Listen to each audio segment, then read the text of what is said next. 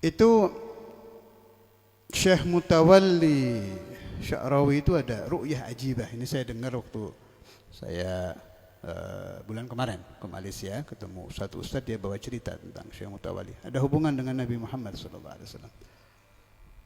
Jadi satu waktu di Mesir ada ijtima ulama. Kalau sudah ijtima ulama berarti yang hadir ahlul ilm semua, nggak ada talibul ilm, alim-alim ini. Dan Mesir maklum paling banyak ulama di Mesir kan. Kumpul ini bahas masalah, dipimpin sama satu orang yang dianggap saat itu paling alim. Ya, Syekh Mutawalli hadir, masih muda waktu itu beliau. Abar, masalah ini terpecahkan. Begitu ada yang sulit, masalah dibawa ke yang mimpin, dipecahkan. Wallahu alam dapat isyarah apa, memang dari muda itu dapat sir itu Syekh Mutawalli itu. Ngacung, tanya. Air mandi Rasulullah sallallahu alaihi wasallam ketika beliau wafat itu ada di mana? Tanya. Air bekas mandi. Sami'at riwayat. Sudah dengar cerita ini? Apa? Air mandi Rasulullah sallallahu alaihi wasallam itu kemana? Kaget ini si pimpinan yang sedang membahas masail, nggak tahu jawabannya dia. Kaget, nggak bisa jawab. Tunggu sampai besok.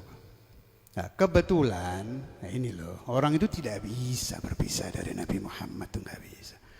Itu paling alim waktu itu, punya kebiasaan kalau sulit masuk kamar yusolli ala Nabi sallallahu alaihi wasallam sampai tertidur mimpi Nabi. Nah, orang-orang begini nih yang perlu kita contoh ini. Sudah alim luar biasa, terkenal paling alim, tapi dia tahu ada kunci di kehidupan ini. Siapa yang tidak mau megang miftahul hayah, kunci kehidupan, selalu akan bertemu dengan kesulitan yang tidak bisa dia pecahkan karena dia tidak pegang kunci. Si alim ini pintar. Dakhal hujrah, shalla ala nabi. Tahu sighah salawatnya apa? Salawat sampai tertidur. Fara'an Nabi Muhammad sallallahu alaihi wasallam sama satu anak muda di mimpi itu bawa lampu. Si anak muda ini bawa lampu. Tanya si alim ini di mimpi, "Ya Rasulullah, air mandi Paduka waktu dulu dimandikan kemana?" Ada yang diambil Sayyidina Ali, ada. Saya koma dulu itu cerita ya. Ini dari Syekhuna Samahatul Sadr Imam Hafadz al-Musnid al-Kutub Habib Abdullah bin Abdul Qadir bil-Baqi.